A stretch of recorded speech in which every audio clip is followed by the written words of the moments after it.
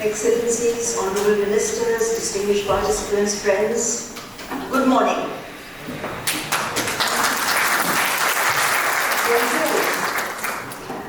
It's wonderful to be here again among a community of people who are passionately committed to integrating creativity into education.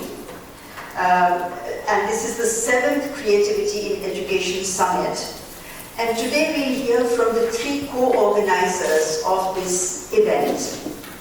You can see them on the stage. And the topic this year is aligning assessment to foster creative thinking and improve teaching and learning. You know, we are meeting at a time when artificial intelligence has had such a major impact on the way we teach and learn.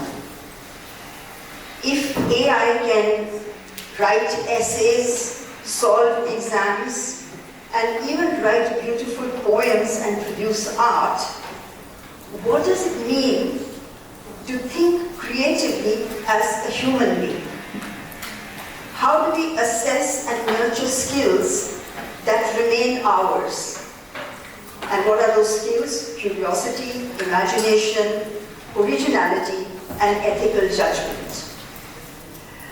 We are actually facing a crisis of confidence in our assessments.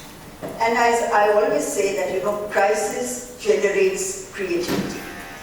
So we are at the right moment to become creative. And that is why the question of assessment is so critical. What and how we assess shows what we value as educators.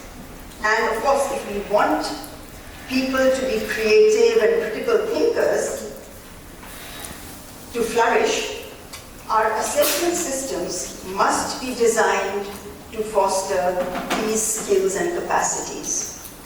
So without any further ado, we just want to welcome you very warmly, and we hope that we are going to answer some of these questions in the course of the next 2 days.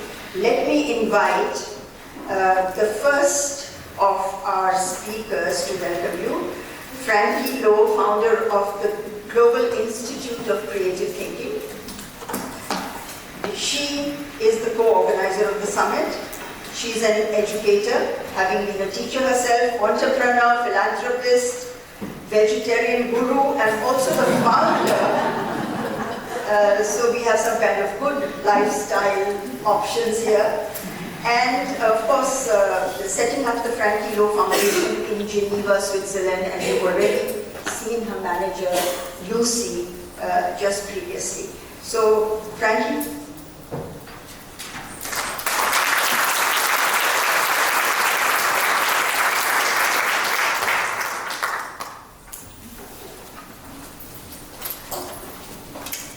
Good morning, everyone. It is such a joy and an honor to be here with all of you again, gathered from all over the world. I see many familiar faces. You are our friends that have worked with us for years on this journey of creativity in education. I also see many new faces. I think your presence brings fresh energy and hope to our community. Welcome. And I often say, this moment every year, it is like our deadline for handing in homework. It is the time that where all of the hard work of the past year must be presented as a complete report. And your presence is the greatest encouragement we could ever receive.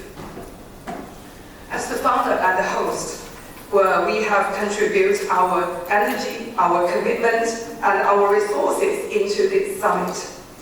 Because we truly believe education, creativity education can change not only in classrooms, but the future of the world itself. So let me also express our thanks to our partners again, OECD and the UNESCO IITE.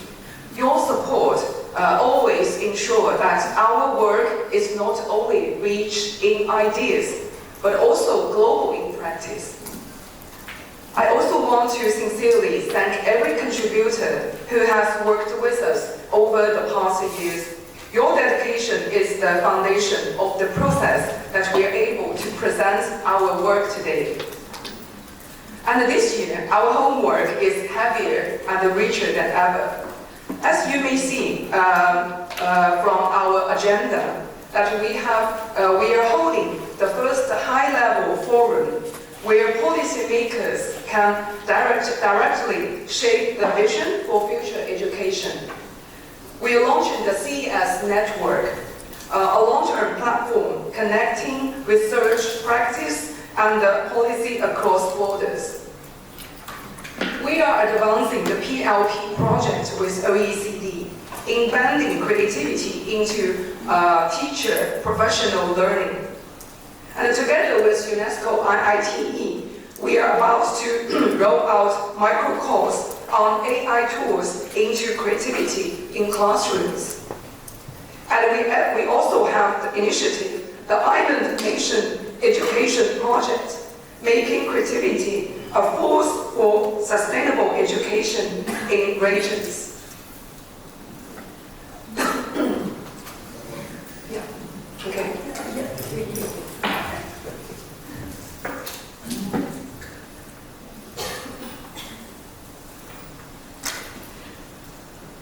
It's truly a global gathering, so filled with depth and sustains. And in your hands, you may already holding some of the prints, words that present our collaborations. You will see the CES magazine. Oh, that is this one. This is our quarterly publication, and we may capture the ideas and actions in creativity worldwide. Highlights from this summit, we will feature it in the next issue, autumn issue. And this little purple book, this is our nickname for the award book. So this book comes with all of the case studies all over the world in the last edition of the International Award. The topic is about climate change. You can have a look. And in addition, let me see, yes, we also released a publication from the foundation with Farah slides. I'm so proud. I'm the photographer and writer for this small book. Please have a look. So you can see, with the growth of GLOCT Press, we believe more publications will be released in the future. So each of you here is a contributor to our summit. Over the next 2 days, I warmly invite you to share with, to discuss and to join all of our events, and especially offer your ideas. And every suggestion you give us will help us to finish better of our next year's homework. Thank you very much.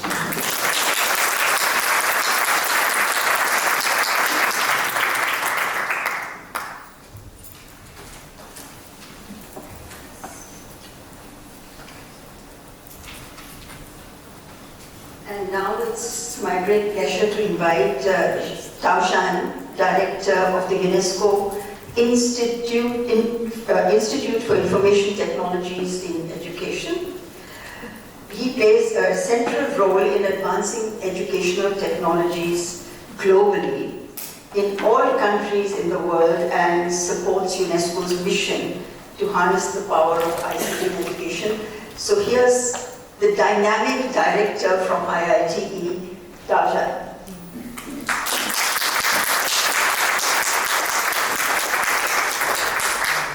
Thank you, Professor Asha. Professor Asha is the chair of IITE Governing Board. And Your Excellencies, Ministers, Ambassadors, dear colleagues and friends, good morning. My institute, UNESCO Institute for Information Technologies and Education, or IITE, is a bit far from here. We are based in Moscow. However, we are an integral part of UNESCO. So as a host of this summit, I would like to once again to welcome you all to UNESCO. UNESCO is not only the home of IITE, but the home of education home of all educators, and home of us all. And every time I come, I can hear history speaking here. Some 8 years ago, the call to building peace in the mind of men and women. To some 10 years ago, the collective committed of all UNESCO member states and educators to achieving SDG 4 in 2030. And just 2 weeks ago, over 1,000 educators were gathering here during the Digital Learning Week, debating the role of artificial intelligence in the future of education. Disruptions, dilemmas, and directions. And today is our turn. We are gathering here to discuss a very critical issue, as my chair already and Frankie just said, how to keep creativity at the heart of education, especially when artificial intelligence is changing the landscape. And everything here is possible thanks to the partners, colleagues from OECD, colleagues of Franklin Foundation, the Global Institute of Creative Thinking, and all of you, speakers, panelists, and participants, traveling such a long way to come here. And especially thanks to Frankie, and she's a founder and a mother of Creative Thinking Global Institute, and a part of her own foundation. She's a person full of sympathy, love, dreams, energy, as you can see, and also dedication and commitment to education. But Frankie, you are not alone. We are all working together and united by the shared dream and common goal. And this year, I'm particularly happy and proud because every year, all IIT governing board members and every colleague of IITE are contributing to this summit as speakers, panelists, moderators, and as part of the organizational teams. And colleagues from UNESCO headquarters who are happily and luckily working here every day are supporting us and joining us. Ms. Cecilia Barberi and Ms. Safika is also here with us, and Ms.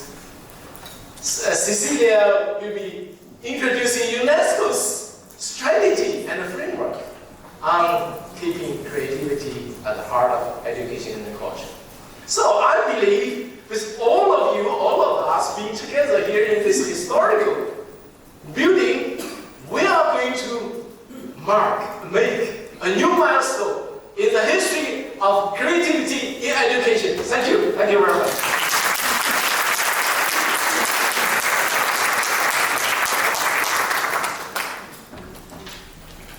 Thank you for reminding us that UNESCO really is the heart of global education. And I'm glad all of us are here. And I remember, since we are reminiscing history, that once upon a time our Indian Prime Minister Jawaharlal Nehru said that UNESCO is the conscience of humanity. And I think that is a role that it has always played, to be the conscience. And now more than ever that role becomes important. With that, let me introduce you to the representative of the third co-organizer of this summit, Lucia Delignalo, who is the Deputy Director of Education and Skills at the OECD. Her expertise is in education, ESG, social development and public policy, and she was previously State Secretary for Sustainable Economic Development in Santa Catarina.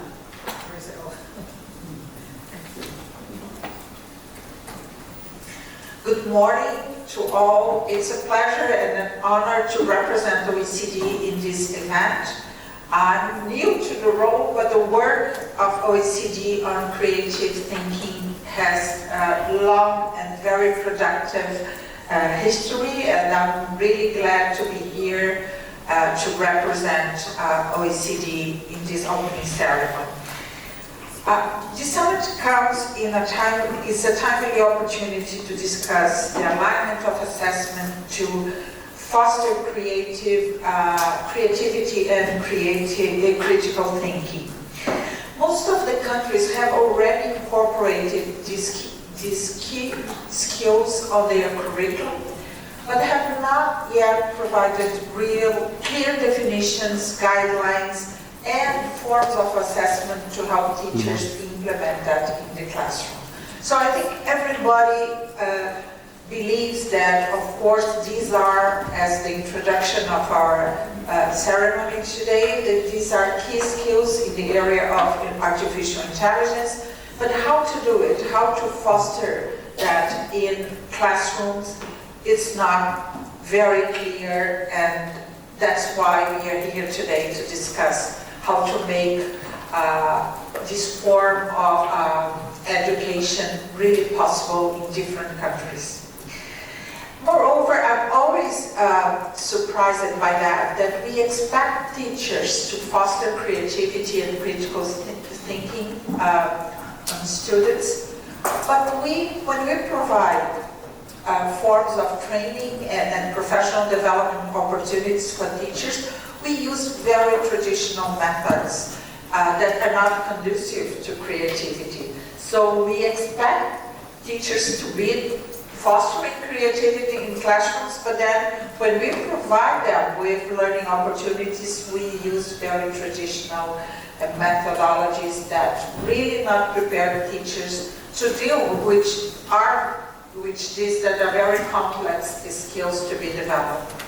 But I think the work of OECD has demonstrated that these are skills that can be learned and assessed. And then we have to find ways really to do it and help teachers to do it. I'm very proud to see that the work of OECD up to this moment has been not only to define rubrics for assessment of creativity and critical thinking, but also providing teachers with the support that they need to plan lessons, to assess students, to do formative assessment more than summative assessments or final assessments. So it has been a very important role. I think Stefan Leclerc here has done a wonderful job in promoting this work.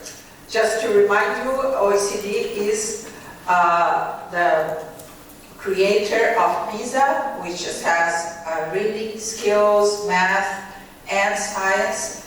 But I think the work that has been developed by the Center of Education, Innovation, and Research and Innovation has stimulated PISA to incorporate a module on creativity and critical thinking, and putting that in the same status as more academic subjects like reading, math, and science. So I think it's an important signal that are considering key skills, and OECD is ready to contribute and to produce knowledge and data to help education really incorporate that, not only in the curriculum, but in everyday classroom practice.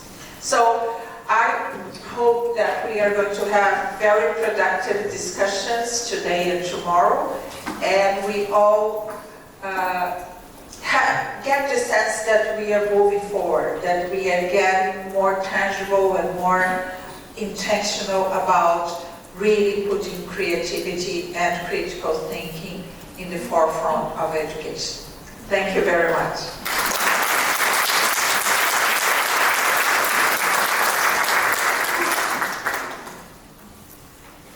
Thank you very much, Frankie, Tao, and Lucia, for those very thought-provoking and insightful remarks.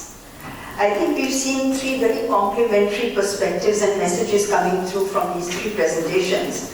One is that creativity is not an add-on that has to come later. It has to be integral to the teaching and learning process and must be nurtured intentionally. The second is that digital transformation and artificial intelligence open up tremendous possibilities for us, but also huge responsibilities. And UNESCO is leading on that, as we heard from Tao. And of course, assessment has the power to drive what we truly value in education, and aligning assessment with creative thinking is not just about tools and systems, we need those of course, but it's about shaping a culture of learning that empowers and motivates young people and prepares them and makes them resilient for the uncertain futures that lie ahead. So with that, folks, give the panelists a huge round of applause.